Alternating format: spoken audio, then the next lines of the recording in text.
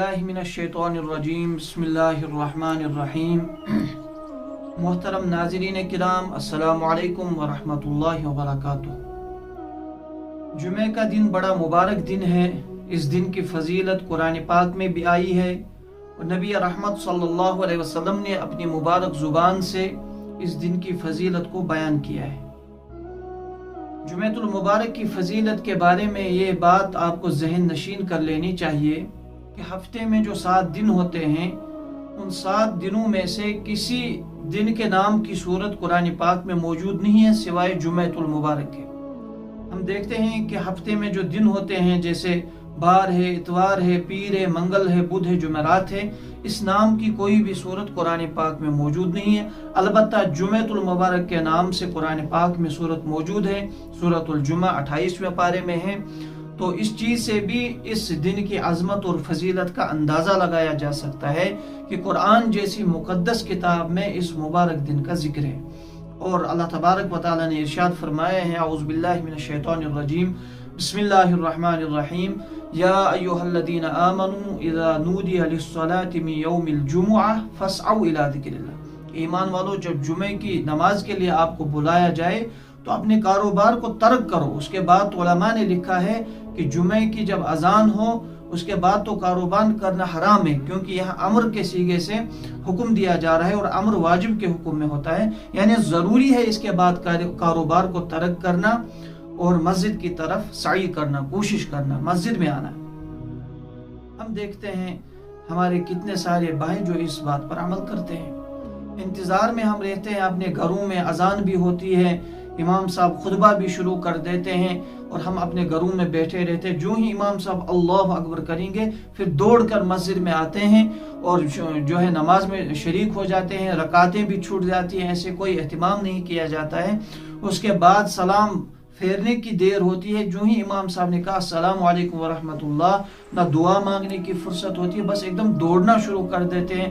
न मस्जिद के तकद्दुस का हम ख्याल रखते हैं कि मस्जिद में दौड़ना मना है। इस तरीके से हम तेजी से भाग जाते हैं जैसे हम किसी कैद खाने में बंद होते हैं। सहाबा किराम रिज़वानुल्लाहि ताला अजमईन इस दिन में इबादत का बहुत ज़्यादा एहतिमाम फरमाया करते थे। और दिनों में भी बहुत ज़्यादा इबादत करते थे, लेकिन चूंकि इस दिन की फजीलत कुछ ज़्यादा है तो इस दिन खूब इबादत में मशगूल हो जाते थे।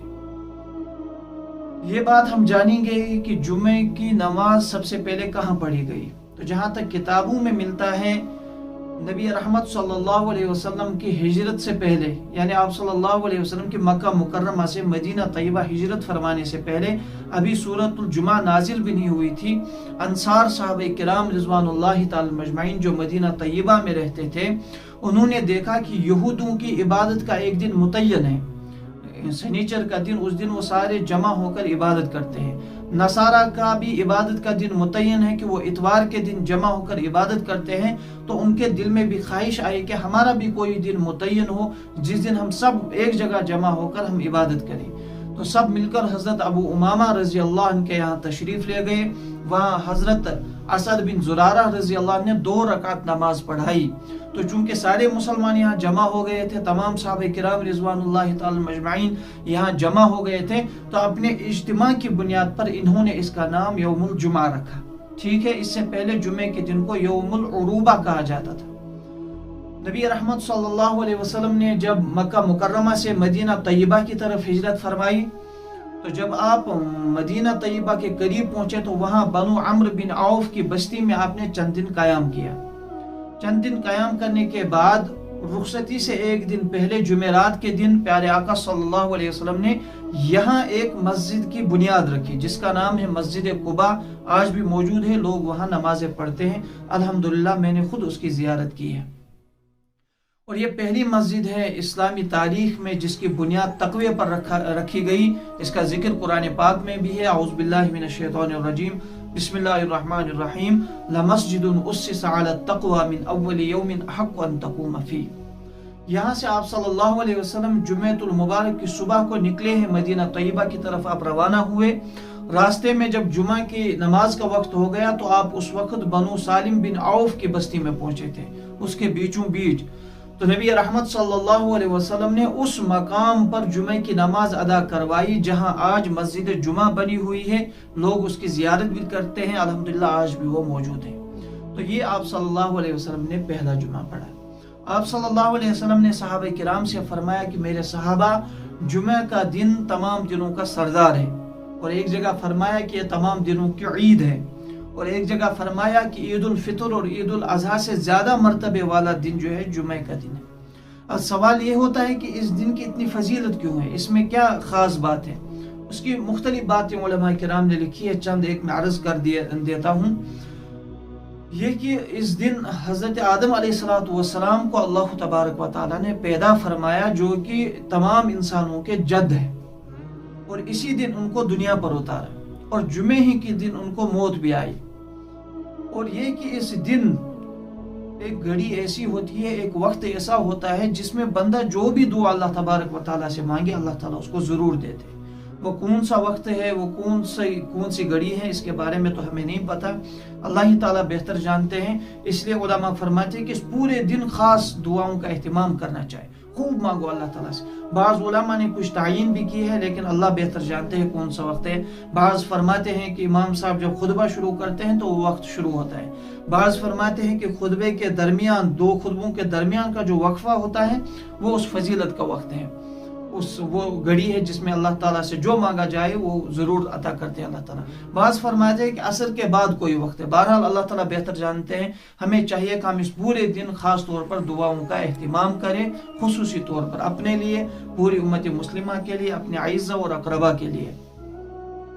اور اسی دن قیامت بھی قائم ہوگی۔ ایک حدیث میں ہے کہ یہ جو فرشتے ہیں، مقرب فرشتے ہیں، چاند، سورج، ستارے، سمندر، جتنے بھی مخلوق ہیں، سب جمعے کے دن سے ڈرتے ہیں، کیونکہ اسی دن قیامت قائم ہوگی، جمعے کے دن ہی قیامت قائم ہوگی۔ اس کے علاوہ بہت ساری فضیلتیں قرآن و حدیث میں اس دن کی آئی ہیں، جن کو اس وقت بیان نہیں کیا جا سکتا ایک کلپ کے ذریعے سے۔ وہ آپ علماء کرام کے پاس بارہا سنتے ہیں، اگر نہیں سنا ہے تو علماء کرام سے آپ رابطہ کریں، ان کو سنیں، اور اس فضیلت کو حاصل کرنے کی ہر ممکن کوشش کریں۔ اپنے ائمہ سے رابطہ کریں، انہیں بتائیں ہمیں جمعے کے دن کیا کیا کرنا چاہیے۔ جمعے کے دن کچھ اعمال مسنون ہیں جن پر ہر ایک مسلمان کو عمل کرنا چاہیے، وہ میں بتا دیتا ہوں، اس کے بعد میں اپنی بات کو ختم کرتا ہوں۔ سب سے پہلے جمعے کے دن ہم سب جب صبح اٹھتے ہیں تو ہمیں چاہیے کہ ہم غسل کریں، بالکل صاف اور شفاف ہو جائے، اور اچھے کپڑے پہنے جو صاف اور شفاف ہو، مسواک کا خاص طور پر اہتمام کریں، اور اس کے ساتھ ساتھ جو ہے خوشبو لگائیں، تیل لگائیں، اور یہ کوشش کریں کہ مسجد میں سب سے پہلے پہنچ جائے، مسجد میں جمعے کی نماز کے لیے پیدل جائے، اور یہ کوشش کریں کہ مسجد میں سب سے پہلے پہنچ جائے۔ مسجد میں سب سے پہلے پہنچنے کے بعد امام کے قریب بیٹھے، کیونکہ بہت سارے حضرات تو یہ کرتے ہیں، یہاں ہمارے کشمیر میں خصوصاً مسجد میں تو جائیں گے 11 بجے، حمام میں بیٹھیں گے، مسجد میں داخل نہیں ہوں گے، اور اس کے بعد کریں گے جب امام صاحب اللہ اکبر کرتے ہیں اس کے بعد مسجد میں آتے ہیں، وہ اس زمرے میں نہیں آئیں گے، بلکہ مسجد میں سب سے پہلے جانا ہے اور امام کے قریب بیٹھنا ہے۔ اور کیا کرنا ہے؟ سورۃ الکہف جو کہ 15ویں پارے میں ہے اس کی تلاوت کرنی ہے، اور کیا کرنا ہے؟ درود پاک کی کثرت کرنی ہے، درود شریف کی کثرت، جو بھی درود شریف ہمیں یاد ہے۔ اور سب سے کیا ہے؟ درود ابراہیم ہے، اللہم صلی علی محمد وعلی آل محمد، جو نماز میں پڑھتے ہیں، اس کا اہتمام کریں۔ یہ نہیں پڑھ سکتے تو مختصراً صلی اللہ علیہ وسلم جتنا ہو سکے اس کو پڑھتے رہیں، اٹھتے بیٹھتے چلتے پھرتے اس کا اہتمام کریں، اور خاص دعاؤں کا اہتمام کریں، ہر وقت دعا کرتے رہیں، اور اپنے لیے اعزہ اقربا کے لیے، کہ جیسے کہ میں نے ابھی بتایا، کیونکہ اس دن میں ایک گھڑی ایسی ہوتی ہے جس میں جو اللہ تعالیٰ سے مانگا جائے وہ ضرور مل جاتا ہے، تو ہم کیوں محروم رہے؟ ہمارے اکابرین کا تو یہ طریقہ ہے، بلکہ بعض جگہ میں نے پڑھا ہے صحابہ کرام کے بارے میں کہ جمعہ رات کو عشاء کے بعد سے ہی مسجد میں بیٹھتے تھے، اور اس دن کی فضیلتوں کو حاصل کرنے کے لیے اس قدر وہ اہتمام کرتے ہیں، رات سے ہی مسجد میں بیٹھے رہتے تھے اور اپنا عبادت میں مشغول ہو جاتے تھے۔ ہو سکے تو اس دن اگر آپ کو وقت ملتا ہے، موقع ملتا ہے، صلاۃ التسبیح کا بھی اہتمام کیا کریں، وہ ایک اہم ترین نماز ہے۔ اس کے بارے میں پیارے آقا صلی اللہ علیہ وسلم نے اپنے چچا حضرت عباس رضی اللہ عنہ سے وصیت فرمائی تھی کہ اس نماز کو اگر آپ کو موقع ملے روزانہ پڑھا کرے، نہیں تو ہفتے میں پڑھا کرے، موقع نہیں ملتا مہینے میں پڑھا کرے، مہینے میں نہیں تو سال میں پڑھا کرے۔ साल में अगर नहीं पढ़ सको तो फिर ज़िंदगी में एक मरतबा ज़रूर पढ़ना। उसका तरीका क्या है वो मैं इंशाल्लाह अलग बताऊंगा, उसके पढ़ने का क्या तरीका है। तो बहरहाल फ़िलहाल ये चंद बातें मैंने अर्ज़ की हैं जुमेतुल मुबारक की फजीलत के सिलसिले में। तमाम हज़रात इस पर अमल करें। अल्लाह ताला मुझे भी अमल करने की तौफीक अता फरमाए, आप तमाम हज़रात को अमल करने की तौफीक अता फरमाए। और खुसूसन मैं गुजारिश करता हूँ, चूँकि ये सारे हालात हमारे सामने हैं, हम देखते हैं कि बहुत सारे हमारे भाई जो इंतज़ार में रहते हैं कि अल्लाह अकबर के इंतज़ार में रहते हैं, तब जाकर वो मस्जिद में आएंगे, इससे पहले नहीं आएंगे। भाई अल्लाह ताला हमें नवाजना चाहते हैं, हम पर अपने इनामात की बारिश करना चाहते हैं, हम लेने के लिए तैयार नहीं, तो वो हमारी अपनी गलती है। मेरे भाइयों अजीज़ों, इस दिन खूब एहतिमाम करो, दुआएं करो, अल्लाह की रहमत के ख़जाने बहुत वसी है।